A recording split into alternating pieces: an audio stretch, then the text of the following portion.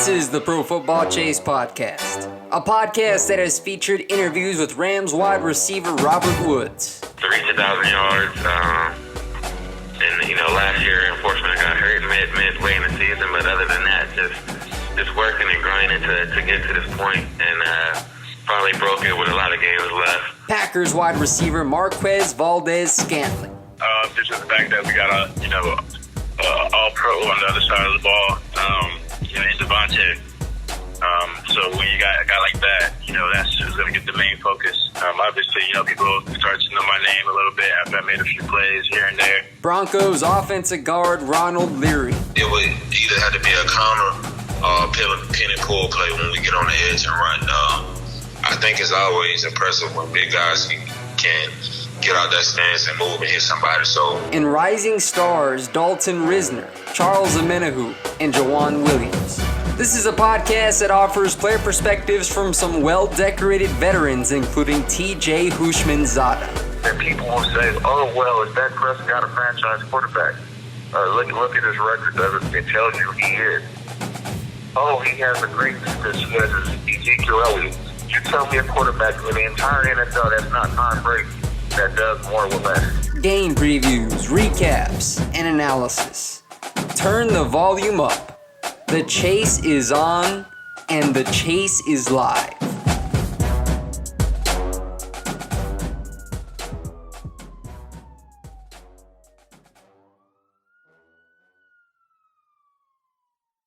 Good afternoon, everybody, and welcome into the Pro Football Chase podcast. It's Isaac Signs with you, and joining me for an interview today is Nebraska linebacker Mohamed Barry. Barry just finished up his final senior season playing for the Huskers in Lincoln, Nebraska. Now he's getting ready for the upcoming NFL draft. So, Mohamed, thanks for joining me. How are you doing?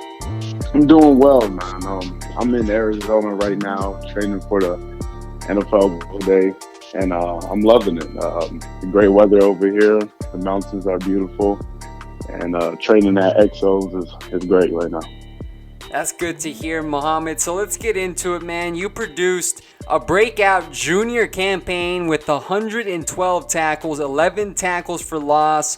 You became the first Husker to have 100-plus tackle season since 2014. And then in 2019, you led the team once again with 89 total and 4 tackles for loss. So what was the difference between your junior and senior seasons?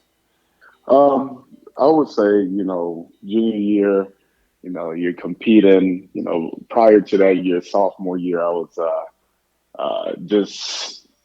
guy that was very talented and just needed to understand the game better to get on the field.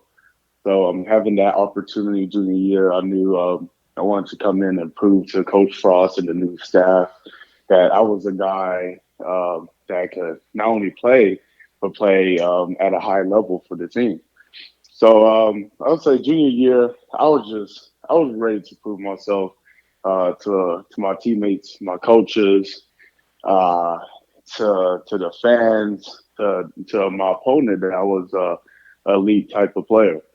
So and then what was asked of me of my junior year, I would say that we had 2 positions, and it was more of a, weak side linebacker, Will, and I was a boundary guy, and I stuck to the boundary side. And then my counterpart, Dedrick Young, was the Mike linebacker, and we kept that. We had a built-in rotation at linebacker, so, it was 3 linebackers rotating. My coach, Barrett Rude, liked that because he liked keeping his linebackers fresh. He didn't like the wear and tear of the season. So for him, that was something that was important. We didn't end up doing that rotation because the other linebacker, Will Honus, got injured that year. So it allowed me to play every snap of the games. And so in production-wise, I was just keyed into the run a lot.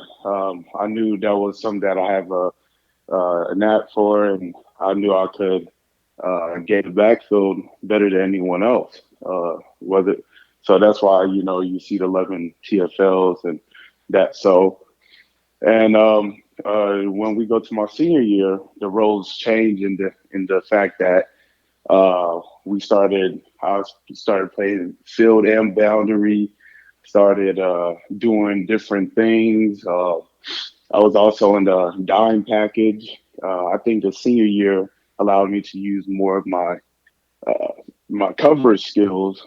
My junior year was more of how I could affect the run game. So, that's when I had my, team high 3 PBUs, had a lot of key tackles and coverage and stuff like that. But also, you will see that we actually kept the rotation in my senior year. We had a 3-man rotation. I was in for the first 2 series, came out for an entire series, came back in. So that was something else. I know there's a lot of questions about the production and whatever, but as a rotation back, getting 89 tackles, 4 TFLs, across the nation that don't have those numbers, and I did it while rotating in a set. And to reiterate, that was set prior to the season. It was supposed to be what happened my junior year, but didn't happen because the injury to a linebacker. So it's just something that my coach believed in, and it's something that just is set. So I would say that's the difference. The biggest thing is that junior year I was able to show the world how good I am at the run game. Senior year I was able to hone in on my coverage skills, but still I had a lot of good plays in space my senior year, and I think that's the difference. Now, you became the first Husker to lead Nebraska in tackles in back-to-back seasons since All-Americans Ndamukong Suh and Lavonte David did it. So what does that feat mean to you? I mean, you see those 2 players, and Lavonte is the best to me. He's the most consistent and the best linebacker that I've seen play. He makes turnovers happen. He's a tackling machine. He can get in the backfield. He could cover. He could do it all. And then the Ndamukong Suh is a beast, and everyone knows that also. So to be in that category with them, to accomplish that means a lot to me, because those are 2 guys that are real black shirts, and even when you talk about Lavonte David, a player that I see myself developing into, and a player that I strive to be like. So it's a great company, and I'm just happy I could be the same category as them. As an honorable mention All Big Ten performer, you recorded 4 tackles for loss, 1 sack, and a career-high 3 pass breakups as a senior, as you just talked a little bit about. You also recovered 1 fumble. So you mentioned your growth as a coverage linebacker, Mohamed. How do you feel like you can continue to improve in that category as you prepare for the next level? I would say, it's a lot. I was happy that I was able to get tested this year as a coverage linebacker. I had even early on in the season, it was some confusion and just learning how to use my tools in the actual game setting. And I think that's where it comes. I think in the latter part of the season, as it progressed, I got real comfortable with covering a lot. I took away a lot of routes. I made some pass deflections and things of that sort. And I gained a feel of the pass game. And I think that's my growth from the starting of the season to the end.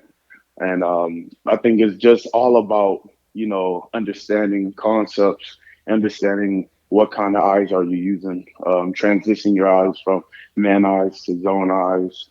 And then seeing the quarterback, he and his setup, his break, and then breaking up um, to his ball and stuff like that. I think that's where I could grow. A lot about being a great coverage linebacker, even in when you talk about zone, it's not about ability or athleticism. It's really about just understanding and knowledge. So that's something that I can improve by just learning the proper techniques, learning how to read the quarterback better, learning the setups, and I just think that's easy to fix. And something that I can really get so much better at so quickly as I just learn from the best and hone in on that skill. So I feel like that's how I could get better in the zone concepts as a coverage linebacker, as a man coverage is just again just focus on the techniques, cover more with my feet because in the NFL you can't really put it, too much hands on these tight ends and running backs. So covering with my feet and eyes and using my hands as a tool. So that's how I see I could get better at the pass game. You were a Lot Impact Trophy quarterfinalist, which is an annual award that is issued to a player that exudes personal character and athletic excellence. How does your consideration for the award validate your purpose at Nebraska? I think it measures me in a wide spectrum. And when I say that, I mean I'm more than just, athlete that tackles and covers and all that. I love the community. I love Nebraska, the fans, the coaches, and the players that I've grown to know. Everyone has that touched me in that community. From tutorers to the wait staff to athletic trainers to equipment managers. I'm a guy of building relationships. I want to know everyone and I want to make sure they understand me and know who I am, and then I want to know who they are, so I know who I'm around. Befriending people, having people to talk to, some that I like. It's something that makes life very enjoyable to me, and I think it shows not only that I'm a personable guy, that I handle my work in school. I'm a 4-time all academic Big Ten recipient, and I also have done a lot in the community. I've mentored a kid named Jaden and Jaden Madden, and for the 4 years I was there, he's like a little brother to me. I send him to the games. We go shopping and stuff like that.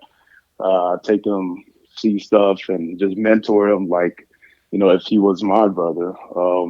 I've done a lot of hospital visits and things of that sort. But I just like being involved. I want to be, I want to develop in every way I can as a human being, as a man.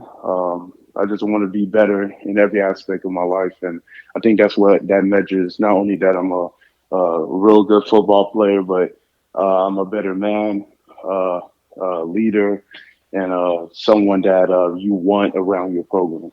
That's good stuff to hear, Mohamed, that you're making an impact in the community and giving back. So keep up the great work in that regard. But let's go ahead and talk about that community in Lincoln. Tell me about the atmosphere at Memorial Stadium, which becomes the third largest city in Nebraska on game days. Just explain how much you enjoyed playing for the Sea of Red. Man, it's been crazy. I would say that Nebraska fans is no fan base like them. They've been there for us through thick and thin. So to be honest, I'm almost I'm so proud of them for sticking with us, for the consistency and the love that they've have for us and continually just support us. They make you want to play for them. Some guys would say, You play for your brother, left and right, and yes, I do, and that's first and foremost. But the fact that they love this game so much is the reason why I came there. I wanted to come to Nebraska because I knew I wanted to be in an atmosphere that breeds football, that fan base that love the game and understand to many of us football players that this is not just a game to us. It's something that we take very serious. It impacts our life. Football develops you in every way and teaches you things to using your personal life, and that's how they take it. They take it very personal. So playing in that sea of red of 90,000, the best fans, the most loyal, faithful fans in the country, has been the best experience of my life thus far.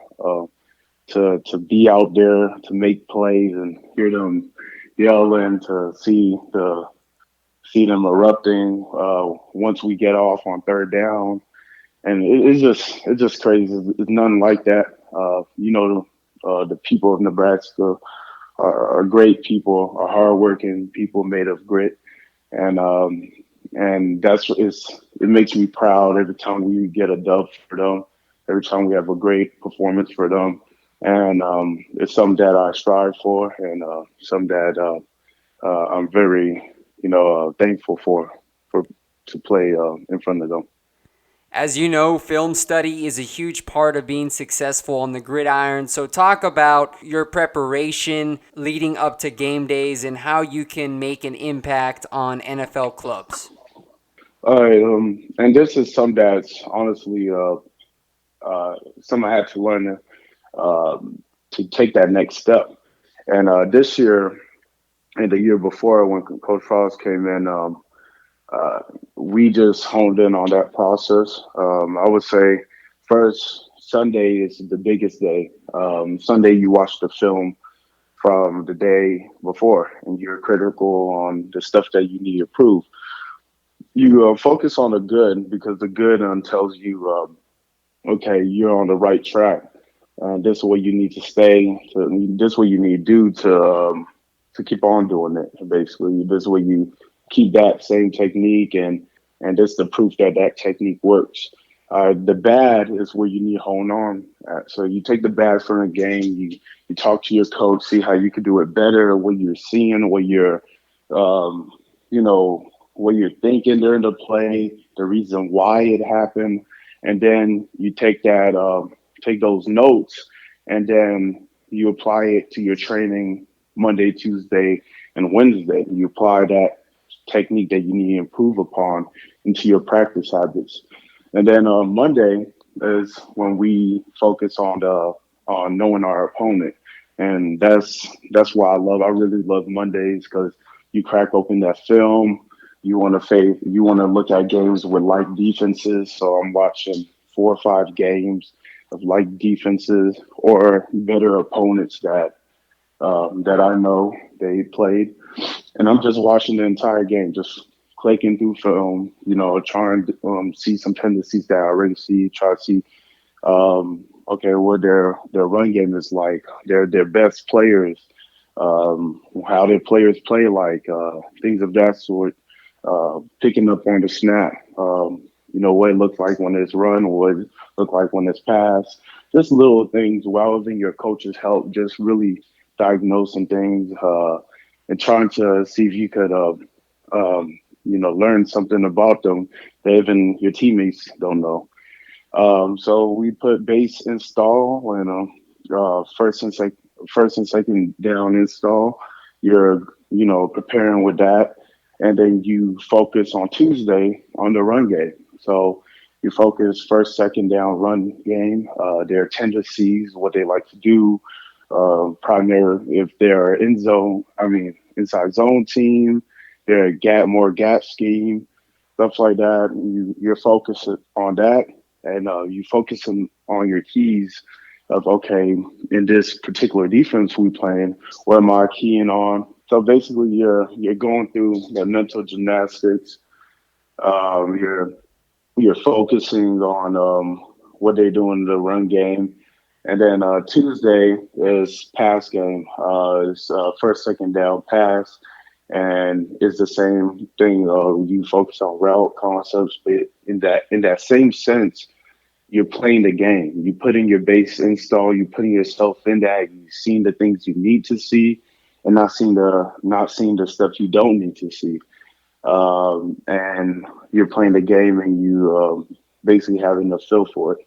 Third down day is the next day, and that's a Thursday, and you're focused on the third down tendencies from from third and short, third and medium, or third and long, and you're by then you probably put your nickel package in your dime package, and you're really just focused on the tendencies. Because third down, while just playing in the dime packages, those are true. Most of the time, all those tendencies come to fruition on third down, and it's honestly crazy because I see first and second down they change up things a lot of time, and then I'm nowhere third down tendencies is since I've been playing it stays true to the film, and that's where big plays are made. That's where you have to get off the field.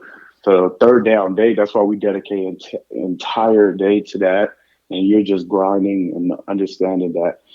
And then after that, on a Friday, you're playing the game. You got the call sheet, you got everything in front of you. You know your keys, and you're putting on games that they played, and you're playing the game. You calling the game as if you was the defensive coordinator, and you're going, okay, first and 10. Okay, this is what we calling, or this is my keys, this is what I'm looking at. Their tendencies say this. I'm expecting that. They do this. This is what I'm going to do. And same thing for every down. You're playing that game. And when it's game time, it's time to hone in on, your team goals, your personal goals, get in that mindset, check your tip sheet again. I like to play at least one game the night sleep. And then it's time to just, hydrate, just get turned, really, just get into that mindset, So that's how I prepare. My thing is when I go to the league, I want to really learn from the best, how I can get better at that, how to watch film better, much better than I have. And how to pick up on tendencies and simplify them in my head so I could actually trigger on them in the game. Mohamed, you got Nebraska's Pro Day coming up in the spring. So as you're training right now in Arizona, is there a specific drill or two that you're putting an extra focus on? Or are you just training all across the board with even focus? I wouldn't lie to you. Everyone in the nation is probably the most focused on the one drill. And that's that 40-yard dash. That's the most important, they would say, in the combine or the pro day, and that's what I've been honing on. Positioning drills is something that I'm not nervous at all about because I know my movements are great, and I've always been good at those kind of on-field drills and things of that sort. And the shuffle, I'm not scared of that. We did laser times, and I know where my times are already in the laser. And so it's just that 40. I haven't ran a 40 in 4 or 5 years. So just getting that down in the techniques and the start of that is going to be big. So I'm just excited to get that. But I'm just focused on the process right now. I'm in the Exos training right now in Arizona, and I'm with the best of the best, and I'm training at the best facility, and the results going to speak for itself. Well, Mohamed, it's been a pleasure getting you on the podcast for an interview, and I wish you nothing but the best as you continue your preparations for the NFL draft. I know that you have a bright future ahead of you, man, good head on your shoulders, and everything that you've given back to the community. I'm just excited for what's ahead for you, man. Appreciate it, man. Like I said, I'm thankful for for this opportunity. Thanks for reaching out to all the fans in Nebraska. I appreciate all your help and support. To all my teammates, good luck next year, and go Big Red. Yeah, I was just about to tell you, man, go Big Red, Mohamed. That's my team, bro. Yes, sir. It was good. All right, man. I'll be looking forward to watching you play on Sundays. Take care, and God bless. All right. God bless.